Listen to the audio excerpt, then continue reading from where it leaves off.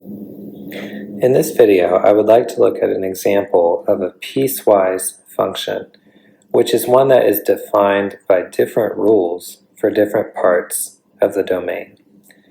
We'll evaluate this function at several different input values, and we'll also sketch the graph of the function. So here's our example function, and notice that there are three different rules given here that define the function. The function is defined by the rule x squared if x is less than 0.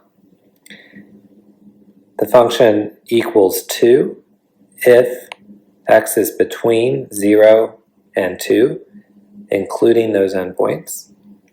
And finally, the function is defined by x plus 1 if x is greater than 2. So when we evaluate this function at various input values, we simply need to make sure that we're using the appropriate rule for that section of the domain. For example, if I want to find f of -2, -2 is a value that is less than 0, so I need to use the rule of x squared. F of -2 is equivalent to -2 squared, which is equal to +4. If I want to find f of 0, I use the middle rule. Because my input value is between 0 and 2, actually is equal to 0. So f of 0 equals 2. In the same way, f of 2 also equals 2, because we're still in that same section of the domain. Finally, for f of 4, I use the last rule, because 4 is an x value that is larger than 2. F of 4 is equal to 4 plus 1, which equals 5. Let's move on to sketching the graph of this function, which is a little bit of a more challenging undertaking. I'm really drawing three different graphs here and piecing them together. So for x values less than 0, I'm drawing the graph y equals x squared. For x values between 0 and 2, I'm drawing the graph y equals 2. And for x values greater than 2, I'm drawing the graph y equals x plus 1. Let's think about each of those graphs. First, y equals x squared. That looks like a parabola, and I'm drawing this parabola for all negative values of x values less than 0. Notice that I'm putting an open circle here at 0, 0 at the origin, because it's for x values strictly less than 0, not equal to 0. The second part of this function is y equals 2.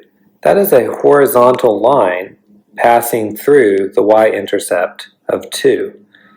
And we're going to draw the segment of that horizontal line from an x value of 0 to an x value of 2. Finally, let's look at y equals x plus 1. That is a linear function, and this linear function has a slope of 1, or 1 over 1. The graph is supposed to be given by x plus 1 for all x values greater than 2. If x equaled 2 and we used this rule, we would get a y value of 3. So let's mark the point 2, 3 as a starting point for this linear graph. I'm putting an open circle there because, once again, we're strictly drawing this graph for x values greater than 2, not equal to 2. But this is our starting point. And then I'm going to use the fact that the slope is 1. The rise over run is equal to 1. And so I could go up 1 over 1, find another point, up 1 over 1, and so on. Here is a good sketch of that line. So altogether, this is the graph of f of x. Notice that it is still a function. Every x value is matched with only one y value. So the x value of 0 is matched with the y value of 2. This is the point 0, 2. the x value of 2 is matched with the y value of 2 as well. Any x value greater than 2 is going to appear on one of these points on this diagonal line, and any x value less than 0 is going to appear over here on the parabola. Every x value has only one y value for this piecewise function.